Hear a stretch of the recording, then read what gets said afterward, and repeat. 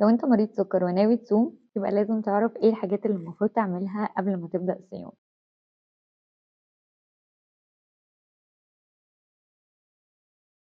هاي، أنا دكتور أمنية غرياني والنهاردة هكلمكم على 10 نصايح لو أنت مريض سكر وناوي تصوم. أول حاجة لازم تستشير الدكتور بتاعك اللي أنت متابع معاه وتعمل التحاليل اللازمة زي وظائف الكلى والسكر التراكمي. شوف لو السكر بتاعك كان كنترول في خلال آخر 3 شهور ما حصلش هايبوجلايسيميا أو هبوط حاد في سكر الدم أو هايبرجلايسيميا أو ارتفاع حاد في سكر الدم والسكر بتاعك مش متظبط. لو حصل ده أو ده خلال آخر 3 شهور يفضل إن أنت ما تصومش. تاني حاجة تظبيط الجرعات بتاعة الأدوية بتاعتك سواء انسولين أو الأقراص بتاعتك وتتظبط على حسب الفطار والسحور. تالت حاجة شرب المية. شرب المية كتير جدا مفيد علشان يعوض الجفاف اللي بيحصل أثناء الصيام. رابع حاجة العصاير. العصاير معروف إن هي بتعلي سكر الدم بشكل كبير قوي وبتعلي الأنسولين برضو بشكل كبير جدا في الدم، بوظ الحرق بتاع جسمنا. وجسمنا أصلا في طول فترة الصيام الجلوكوز والأنسولين بيكونوا متظبطين جدا أثناء الصيام، فمش صح إن أنا أول حاجة أخدها بعدها تكون حاجة بتعلي الجلوكوز والأنسولين مرة واحدة. علشان كده ما يفضلش إن أنا أشرب العصير على الفطار على طول، وطبعا يفضل إن أنا أبطله خالص، ولو هشربه أشربه بعد الأكل وأشرب حاجة فيها سكريات قليلة ويكون محلى بسكر زي سكر ستيفيا مثلا. خامس حاجة هي وجبة الفطار. أفطر على إيه؟ أفطر على كوباية مية وبلح، وبعد كده أبدأ الفطار بتاعي بشوربة أو سلطة.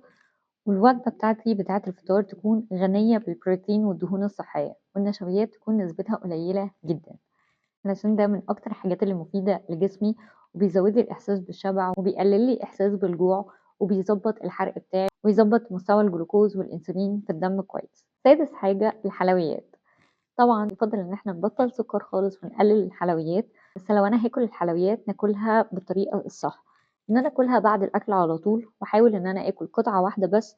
ولو انا هاخدها كسناك يفضل ان انا اكل قبلها حاجه فيها الياف عاليه جدا او ان انا اكل معاها حاجه فيها دهون صحيه زي شويه مكسرات مثلا، واحاول ان انا اقلل نسبه السكر واحاول ان انا اكل الحلويات اقل دسامه او اقل سكريات على قد ما اقدر. رابع حاجة إن أنا أعمل حركة أو مجهود. مهم أوي إن أنا أعمل حركة أو مجهود لمدة ربع ساعة على الأقل بعد أي حاجة أنا باكلها. ده بيحسن جدا امتصاص الجلوكوز من الأكل وبيظبط سكر الدم وارتفاع الأنسولين في الجسم بشكل كبير، مش بيخلي الأكل اللي أنا باكله يتحول لدهون بالكامل. تامن حاجة النشويات. النشويات يفضل إن هي تقل خالص وإن هي ما تتاكلش كل يوم، ولو هاكلها في اليوم ما تتاكلش في كل وجبة. أكلها يا إما في الفطار يا إما في السحور وبنسبة قليلة جدا، وتكون الوجبة بتاعتي مليانة بروتين ودهون صحية زي ما قلت عشان تقلل من الضرر بتاع النشويات. لو أنا هاخد استبدال إن هي تكون سناك صحي زي الفاكهة اللي سكرها مش عالي قوي، أو إن أنا أقطعها على زبادي يوناني مثلا وأحط عليها بذور شيا، أو إن أنا آكل شوية مكسرات صغيرين، أو آكل أي مصدر من مصادر البروتين از سناك. آخر حاجة وجبة السحور. إن أنا أهتم بوجبة السحور وإن هي تكون غنية بالبروتين والدهون الصحية وأقلل فيها النشويات بنسبة كبيرة. لو عجبكم الفيديو بليز لايك شير and subscribe.